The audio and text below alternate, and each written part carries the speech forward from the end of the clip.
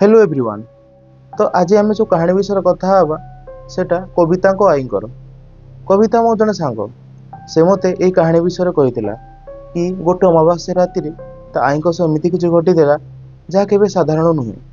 ता आई थिले राजस्थान रो गोटे छोट गाँव जहाँ जोधपुर ठारू किछि दूर रे तांको गाँव रे गोटे छोट कूओ थिला। से कूओर गोटे ना थिला काली बाउली।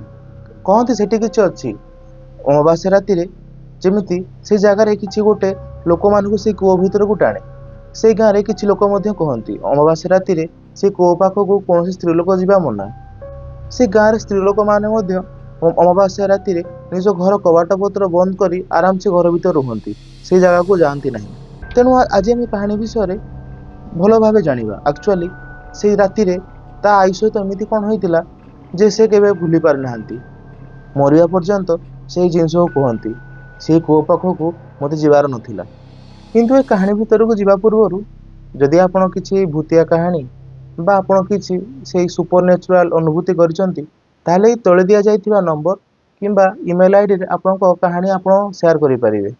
जदि आपण को ए वीडियो भलो लागिला ताले आपण सब्सक्राइब एवं बेल आइकन को दबाइ परिबे जहा फल रे आपण को आहुरी एमिति सस्पेंसफुल आउ क्राइम स्टोरी सुनबा को मिलियो। एबे चलंतु जीवा से गाँ को। भावतु एमती एक गाँ जोधपुर बाहर बहुत भितर जो सहर कोलाहल पहुँचे ना।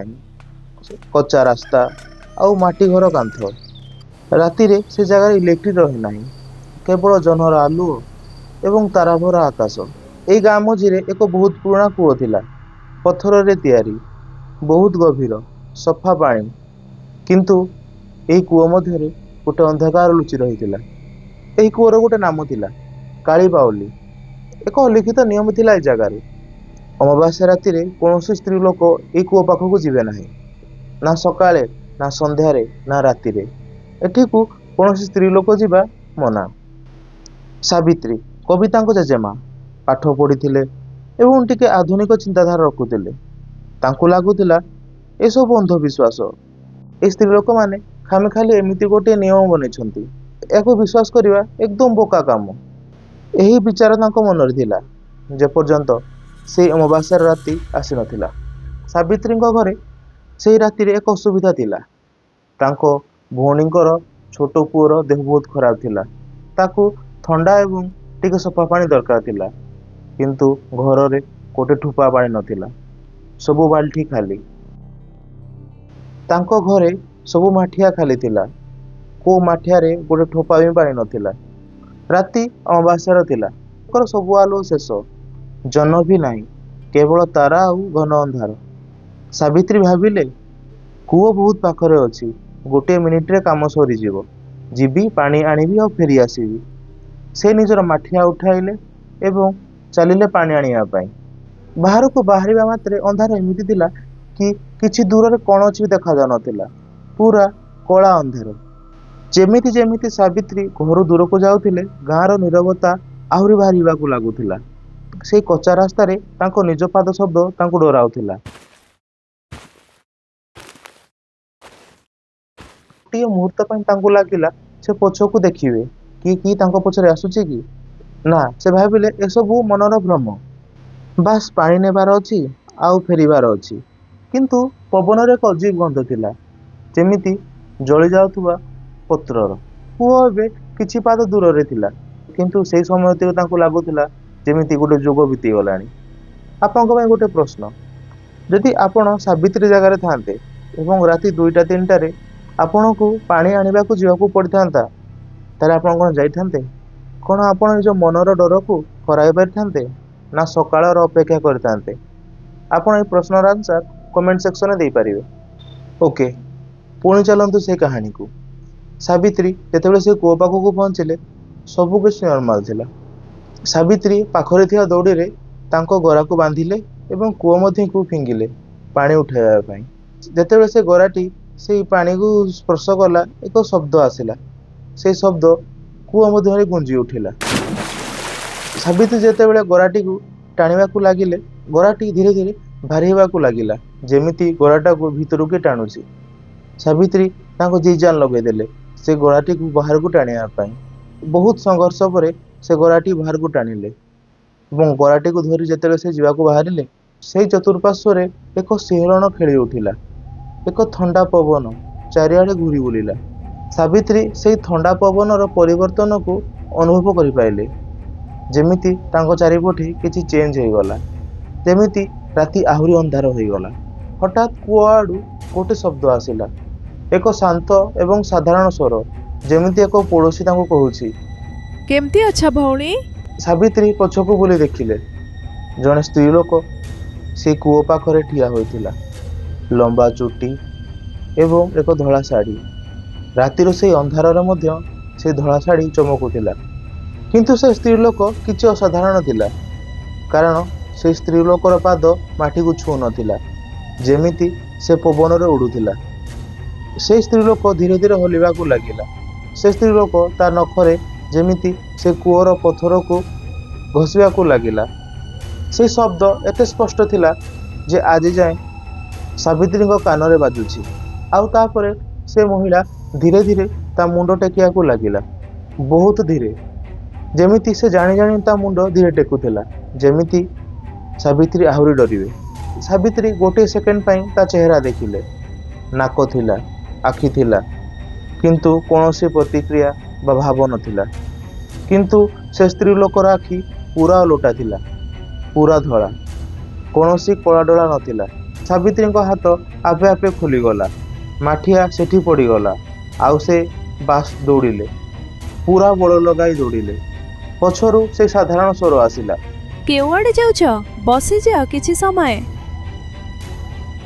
ସାବିତ୍ରୀ ପଛକୁ ଚାହିଁଲେ ନାହିଁ। ସେ ଜୋରରେ ଦୌଡ଼ିଲେ ତାଙ୍କ ଜୀବନ ବଞ୍ଚାଇବା ପାଇଁ। ସେ ଘର ଭିତରେ ପଶିଗଲେ, କବାଟକୁ ଜୋରରେ ବନ୍ଦ କରିଦେଲେ। ସାବିତ୍ରୀ ସେ ରାତିରେ କାହାକୁ କିଛି କହିଲେ ନାହିଁ, କିନ୍ତୁ ତା ପରଦିନ ସବୁକିଛି ବଦଳିଗଲା। ଖାଇବାକୁ ଇଚ୍ଛା ହେଲା ନାହିଁ, ପାଟିରେ ସ୍ୱାଦ ନାହିଁ। ରାତିରେ ଯେତେବେଳେ ଟିକେ ଆଖି ଲାଗେ, ସେ ସେହି ସ୍ତ୍ରୀ ଲୋକକୁ ଦେଖନ୍ତି ନିଜ ସ୍ୱପ୍ନରେ। ସେହି କୂଅ, ସେହି ଅନ୍ଧାର, ସେହି ସ୍କ୍ରାଚ୍ ଶବ୍ଦ, ଆଉ ସେହି ଆକୃତି, ଯିଏ ଧୀରେ ଧୀରେ ତାର ଧଳା ଚେହେରା ସାବିତ୍ରୀଙ୍କ ଆଡ଼କୁ ବୁଲାଉଛି। 5 ଦିନ ବିତିଗଲା। ସାବିତ୍ରୀଙ୍କ ଚେହେରା ପୁରା ଶୁଖି ଯାଇଥିଲା, ଆଉ ତାଙ୍କ ଆଖି ଭିତରକୁ ପଶି ଯାଇଥିଲା। ଯେତେବେଳେ ତାଙ୍କ ଭଉଣୀ ଜିଦ୍ କରି ସାବିତ୍ରୀଙ୍କୁ ପଚାରିଲେ ଯେ ତୋର କ'ଣ ହେଇଛି, ସାବିତ୍ରୀ ସବୁ ସତ କଥା କହିଲେ କି ତାଙ୍କ ସହ ସେ ଅମାବାସ୍ୟା ରାତିରେ କ'ଣ ହେଇଥିଲା। ଯେତେବେଳେ ତାଙ୍କ ଭଉଣୀ ଏସବୁ କଥା ଶୁଣିଲେ, ସେ ତାଙ୍କ ଗାଁର ଜଣେ ବୟସ୍କ ଲୋକଙ୍କୁ ଡାକିଲେ। ସେଇ କାକା ସାବିତ୍ରୀକୁ ଦେଖିଲେ ଏବଂ କହିଲେ, ସେ ତୁମକୁ ଦେଖିଦେଇଛି, ଏବେ ସେ ତୁମ ଉପରେ ନଜର ରଖିଛି। ଆପଣଙ୍କ ଘରେ ମଧ୍ୟ ବଡ଼ ଲୋକମାନେ କେବେ ନା କେବେ କହିଥିବେ କି ଏଇ ଗଛ ତଳକୁ ଯାଅନି, ଏଇ ଜାଗାକୁ ରାତିରେ ଯାଅନି। ଯଦି ଆପଣଙ୍କର ଏମିତି କିଛି କାହାଣୀ ଅଛି, ତାହେଲେ ଆପଣ କମେଣ୍ଟ ସେକ୍ସନରେ ବତାଇ ପାରିବେ, ଯେମିତି ଲୋକମାନେ କିଛି ଅଲଗା ଜିନିଷ ମଧ୍ୟ ଜାଣିପାରିବେ। ଏବେ କାହାଣୀରେ କାକା ସେଇ ସମୟରେ କାଳି ବାଉଲିର ଅସଲି କାହାଣୀ କହିଲେ କି ତାଙ୍କ ଗାଁରେ ଗୋଟେ ଝିଅ ଥିଲା। ସେ ଝିଅର ବାପା ମା ମରିଯାଇଥିଲେ ଏବଂ ସେ ଝିଅ କାହାକୁ ବାହାଘର ହୋଇନଥିଲା। ସେ ତା ବାପା ମାଙ୍କ ଘରେ ଏକୁଟିଆ ରହୁଥିଲା। ଏଇ ଜିନିଷର ଫାଇଦା ଉଠାଇ ଗାଁର କେତେକ ଦୁଷ୍ଟ ଲୋକ ସେ ଝିଅର ଫାଇଦା ଉଠାଇଲେ। ସେ ଝିଅର ଗଣ ଦୁଷ୍କର୍ମ କଲେ, ତାର ବାରମ୍ବାର ବଳାତ୍କାର କଲେ, ତାକୁ ଶାରୀରିକ ପୀଡ଼ା ଦେଲେ, ତାକୁ ପିଟିଲେ, ମାରିଲେ ଏବଂ ତା ସହ ବହୁତ ଦୁଷ୍କର୍ମ କାମ କଲେ। ସେଇ କଥା ଯାଇ ଗାଁର ସ୍ତ୍ରୀ ଲୋକମାନଙ୍କୁ କହିଲା କି ମୋ ସହ ଏମିତି ହଉଛି, ମୋତେ ବଞ୍ଚାଅ। କିନ୍ତୁ ଗାଁର ସ୍ତ୍ରୀ ଲୋକମାନେ ତାର କଥାକୁ ବିଶ୍ୱାସ କଲେ ନାହିଁ ଏବଂ ତାର ଚରିତ୍ର ଉପରେ କଥା ଉଠାଇ ତାକୁ ଗାଁରୁ ବାହାର କରିଦେବା ପାଇଁ ଧମକ ଦେଲେ। ସେ ଝିଅଟି ଏକଲା ପଡ଼ିଗଲା। ଏହାପରେ ସେ କାହାକୁ କିଛି କହିଲା ନାହିଁ। ସେ ସେଇ କଷ୍ଟକୁ ସହି ଚାଲିଲା। କିନ୍ତୁ ଗୋଟେ ରାତି ମାନବିକତା ମଧ୍ୟ ହାରିଗଲା। ସେଇ ଲୋକମାନେ ସେ ଝିଅର ଗଣ ଦୁଷ୍କର୍ମ କଲେ, ତାକୁ ଏତେ ପିଟିଲେ କି ତାର ସେଇ ଜାଗାରେ ହିଁ ମୃତ୍ୟୁ ହେଇଗଲା। ତାକୁ ସେଇ ଲୋକମାନେ ମାରି ସେଇ କୂଅ ମଧ୍ୟକୁ ଫିଙ୍ଗିଦେଲେ। ଆଉ ସେବେଠୁ ସେ ଝିଅ ସେଇଠି ଅଛି। ଅମାବାସ୍ୟା ରାତିରେ ସେ କୂଅ ପାଖକୁ ଯେଉଁ ଲୋକ ଯାଏ, ସେ ତାକୁ ଟ୍ରାଏ করে ସେ କୂଅ ଭିତରକୁ ଟାଣିବା ପାଇଁ। ତାର ଏକ ରାଗ ଥିଲା, ତାର କଷ୍ଟ ଥିଲା। ଯେଉଁ ଲୋକମାନେ ତାର ମୃତ୍ୟୁର କାରଣ ଥିଲେ, ସେମାନେ ବେଶୀ ଦିନ ବଞ୍ଚିଲେ ନାହିଁ, ସେମାନେ ମଧ୍ୟ ମରିଗଲେ। ଏସବୁ କଥା ଶୁଣି ସାବିତ୍ରୀଙ୍କ ଭଉଣୀ ବହୁତ ଡରିଗଲେ। ସେ କାକାଙ୍କୁ କହିଲେ କି ମୋ ଭଉଣୀକୁ ବଞ୍ଚାଅ। କାକା କହିଲେ ଏ କାମ ତ ମୁଁ କରିପାରିବି ନାହିଁ, କିନ୍ତୁ ମୁଁ ଜଣଙ୍କୁ ଜାଣିଛି ଯିଏ ସାବିତ୍ରୀକୁ ବଞ୍ଚାଇ ପାରିବେ।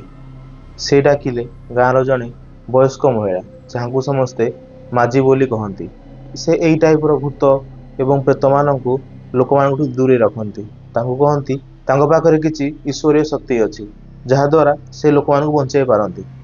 ମାଝୀ ଆସିଲେ ଏବଂ ସାବିତ୍ରୀଙ୍କୁ ଦେଖିଲେ ଏବଂ ଯେତେବେଳେ ସେ ତାଙ୍କ ହାତ ଧରିଲେ, ସେ କହିଲେ ୟା ପାଖରେ ଆଉ କମ୍ ଦିନ ଅଛି, ଯଦି ଏବେ କିଛି ନ କରିଲେ ଇଏ ମରିଯିବ। ତା ଭଉଣୀ କହିଲେ ଆପଣ ଯାହା କହିବେ ତାହା ମୁଁ କରିବି, ପ୍ଲିଜ୍ ମୋ ଭଉଣୀକୁ ବଞ୍ଚାଇ ଦିଅନ୍ତୁ।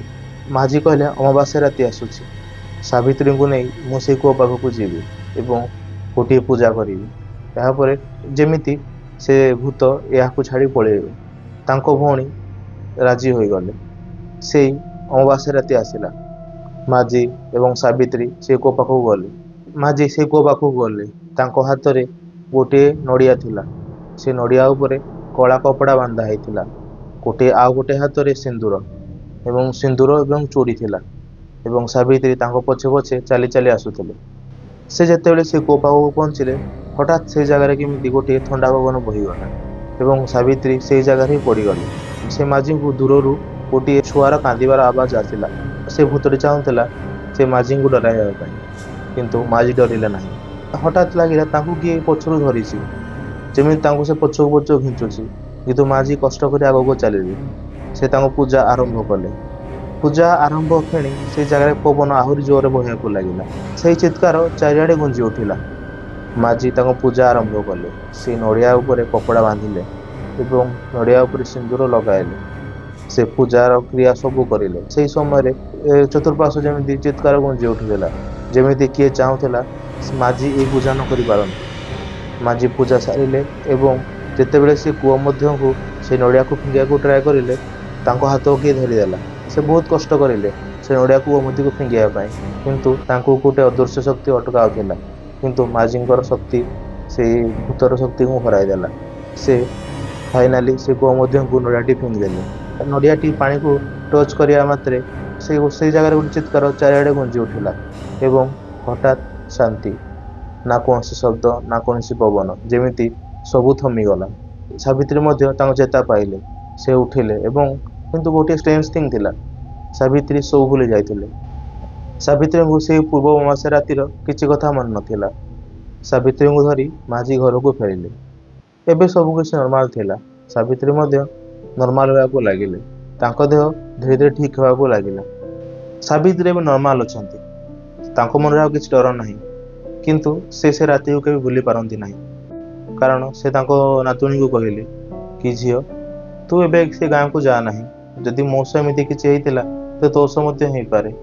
ମୁଁ କିଛି ଜାଣି ନାହିଁ, କିନ୍ତୁ ତୁ ସେ ଗାଁକୁ ଯା ନାହିଁ। ତାଙ୍କ ନାତୁଣୀ ମଧ୍ୟ ସେ କଥା ମାନିଲା ଏବଂ ସେ ଗାଁକୁ ଗଲା ନାହିଁ। କିନ୍ତୁ ଏଇ ଷ୍ଟୋରିଟି ସେ ଆମକୁ କହିଲା କି ଲୋକମାନେ ମଧ୍ୟ ଜାଣନ୍ତୁ ତାଙ୍କ ଆଈ ସହ କ'ଣ ହେଇଥିଲା। ଆପଣମାନେ ମଧ୍ୟ ଜାଣିଥିବେ, ଆପଣଙ୍କ ଗାଁରେ କିଛି ଲୋକ କହିଥିବେ କି ଏଇ ଜାଗାକୁ ଯାଅ ନାହିଁ, ଏଇ ଗଛ ତଳେ ରୁହ ନାହିଁ, କିଛି ନା କିଛି କହିଥିବେ। କାରଣ ସେଥିରେ କିଛି ସତ ଥାଇପାରେ, କିଛି ମିଛ ମଧ୍ୟ ଥାଇପାରେ। ତାଙ୍କ କଥାକୁ ଇଗ୍ନୋର କରିଦେବା ଠିକ୍ ନୁହେଁ। ଯଦି କିଏ କିଛି କହୁଛି ତାହେଲେ ଶୁଣନ୍ତୁ। ରାତିରେ ଏକୁଟିଆ ଯିବା ଠିକ୍ ନୁହେଁ, କିଛି ବି ହେଇପାରେ। ତେଣୁ ଏଠି ଏ କାହାଣୀକୁ ମୁଁ ସାରୁଛି। ସତର୍କ ରୁହନ୍ତୁ ଏବଂ ସୁରକ୍ଷିତ ରୁହନ୍ତୁ।